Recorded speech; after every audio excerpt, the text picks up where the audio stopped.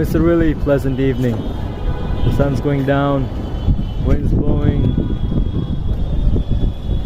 so it's quite good. But within these moments of momentary bliss, it's really easy to forget the current condition of the world. The world is not in a very good place. There are constant wars. Even if you consider the amount of things that have transpired just since January, we're in April right now. At that time, wars are being held in the Middle East, and millions of people are dying, millions of children just gone just like that. Babies who didn't even see the world. Maybe they didn't need to see the world. Maybe it was good for them to not see the world in this sort of sad state that it is. I'm just saying to you, I'm just predicting. I don't feel so good. Inside I just don't feel that good. Whatever is happening in this world, I feel there's something coming. Something incumbent, something bad, even worse than what is going on in the world right now. It's going to happen, but I really can't put a grasp on it, what actually is going to happen. Now, call me crazy, call me whatever you want, but I believe a huge war is coming. Recently we see that this news about, a redheifer being transported to Israel from Texas, and Jews are all ready to sacrifice that redheifer, cleanse the rabbis, and build third temple, praise of Aqsa. It's really gonna be a very historical moment if it does take place then. According to their tradition, is gonna invoke the coming of the Messiah, the Messiah, which we Muslims call Dajjal. Now, the redheifer sacrifice, the establishment of the third temple, and the coming of Messiah, these things really don't have any basis in Islam, but they are what is according to the Jewish traditions.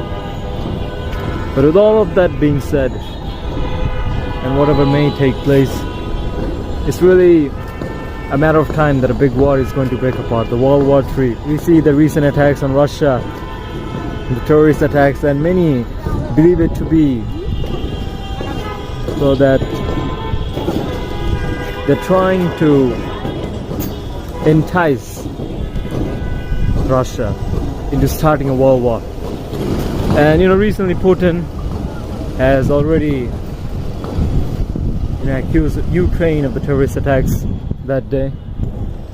But with all of that being said, as I am saying, call me crazy, call me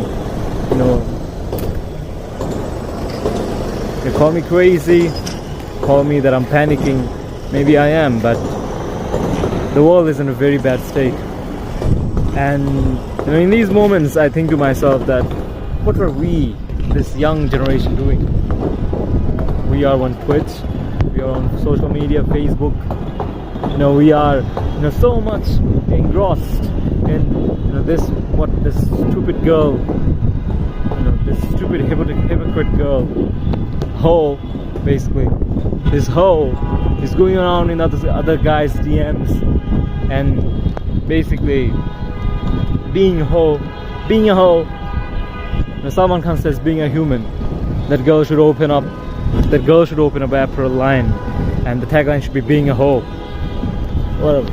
So that girl, a hoe, is being a hoe, and you're talking about it relentlessly. I have people posting it. I have seen people posting on Facebook that if you're sleeping at 12 at night, man, you missed something. And I see other people reposting this shit and writing, shit, I was sleepy. You literally missed a hoe being a hoe, and you think that you have somehow miss such a huge part of your life. And there are millions of people, millions of babies, millions of children dying in other part of the world, women being raped in front of their husbands, men being stripped off, men being tortured to death, and you are busy with these things.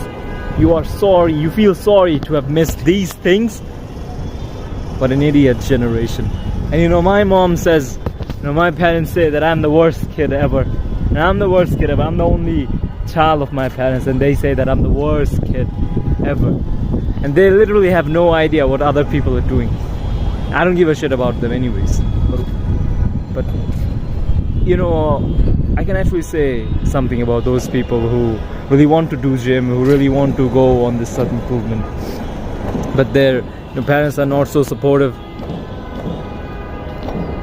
You know, I started my gym first in November, and then eventually I had to leave it just 3 months later. I was already, you know, packing a decent amount of muscle, but then I had to, you know, discontinue it, and then I joined after a whole year, some days back. And during this time, this whole year, I really tried a lot trying to convince my mom, dad, so that they could allow me to go to the gym again. And you know, I used to use this logic that I used to say to my mom, you know, there was this sudden fire in Bailey Road, there was this sudden earthquake last year that actually happened. So I used to tell my mom that what if this earthquake did more damage than it did, and what if the building was collapsing, and there's me, my dad, and you, my mom, and you were injured, who will carry you out of the house?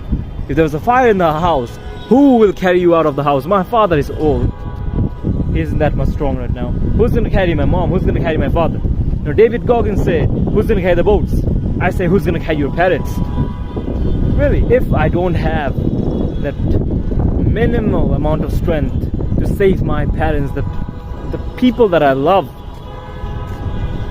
from these incidents, from these scenarios, you know, these are really the fascinations of any, you know, healthy male, saving the people that they love.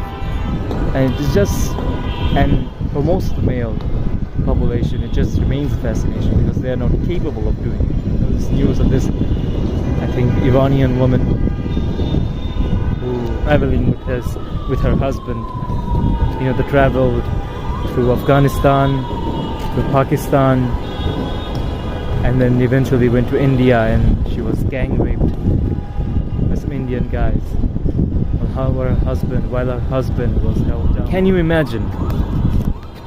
Can you imagine that your future wife being physically abused, physically violated, raped in front of your own eyes while you were held down and couldn't do anything?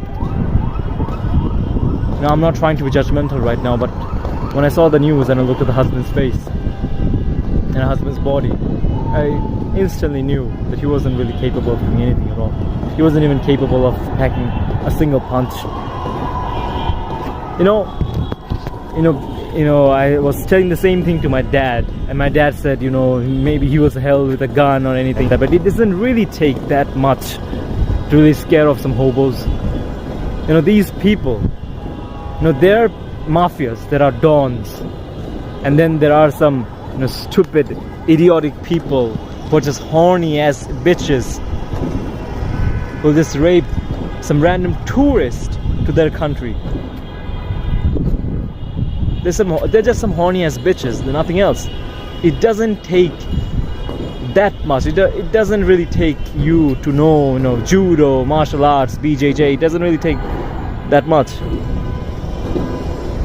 Even if you just held off, even if you had the minimal amount of strength, the minimal amount of courage, the minimal amount of self-respect and respect for your wife, love for your wife or your girlfriend, whatever, that you step up and punch one or two guys, that is enough to scare up these hobos. I don't believe that guy even tried to date any of them. really sad. The world is a very, very sad place. And most of the things that these young people that are engaged in is really sad. You know, I've been called a lot of things. I've been called toxic. I've been called, YouTube masculine. YouTube masculine guy. By people of my own class. I've been called attention seeker. Whatever.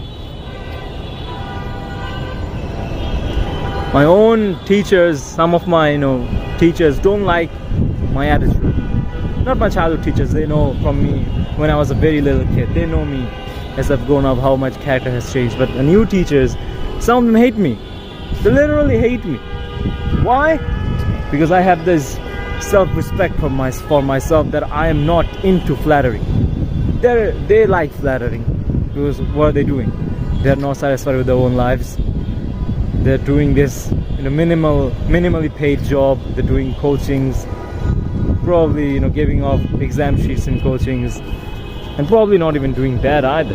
They're just using this as a business and not really to actually educate these sheeps. These sheeps, they're also buying into it. They're buying into this, whatever they're being fed. They don't really look into it.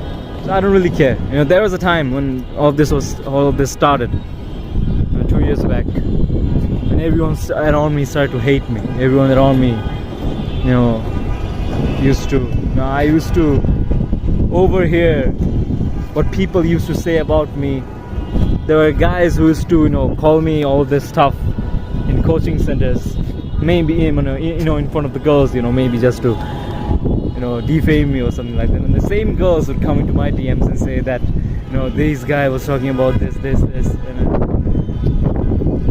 there are levels to this. There are levels you work on. Whatever I'm trying to say is, I don't really care.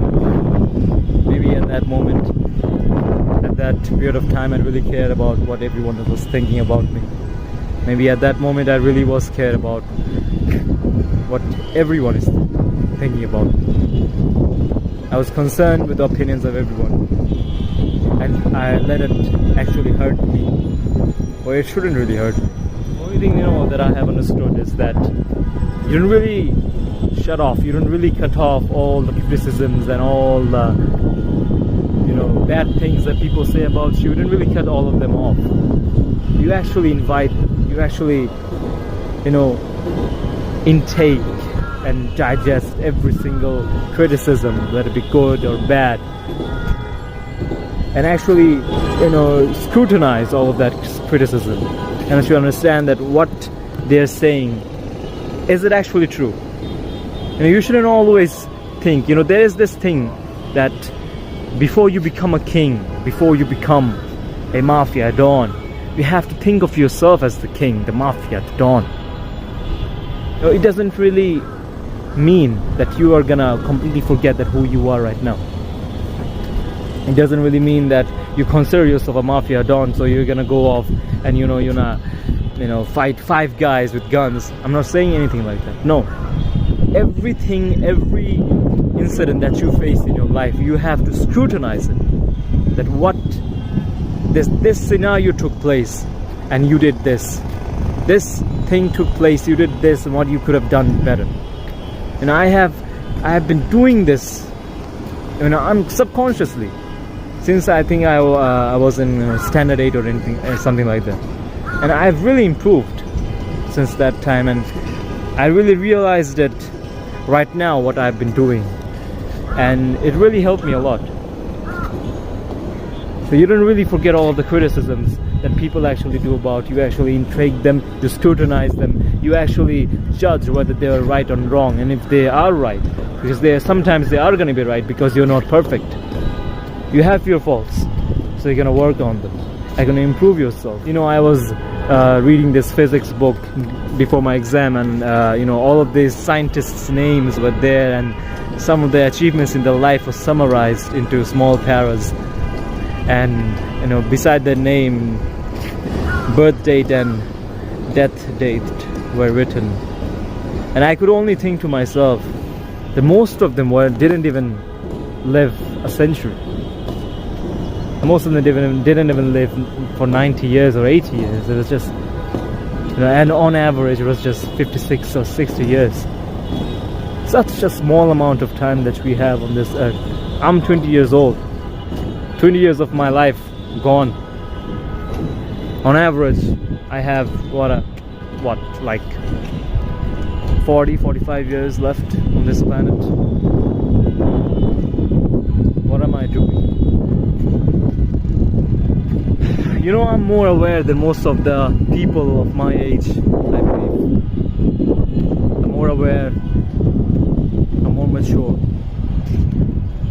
But at the same time, it don't really matter. History won't remember me. If only I'm mature, if only I know, if only I'm aware. I can only take this to my grave. History won't remember me. Do I want history to remember me? Yes, I do. Why? Because I'm attention seeking? No. I don't really care what people thinking about me right now, let alone what people thinks about me when I die. What I do want to do is I want to leave a legacy, something that people can look up to.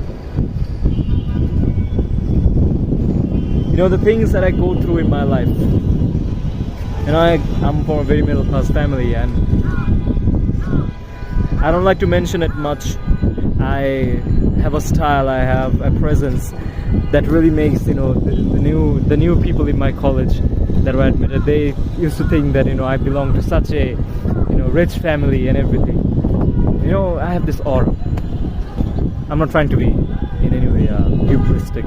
I'm not trying to be hubristic, although I am hubristic. But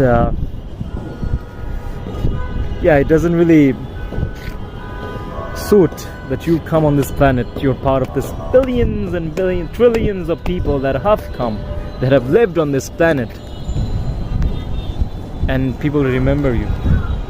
You were a sperm, then you become a human being, then you return to the earth from whence you came. That isn't enough for me, really. I want something more. Something more.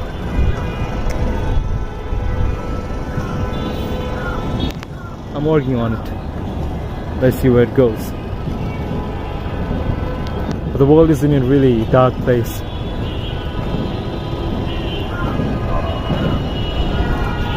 And I'd really like to end this video on a good note, but I don't really say anything much good other than that it's only us who can really fix it. If we can really try to fix it.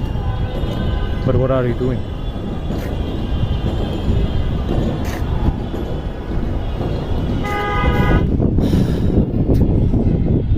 But the only thing that we can do is just keep the hope that everything's gonna turn out fine.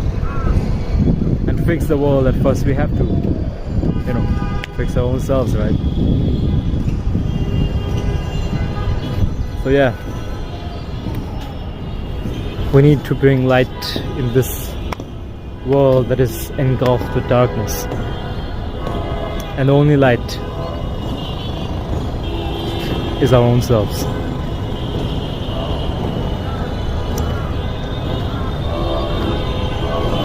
Don't keep yourself engrossed in stupid shit. It's time to get real.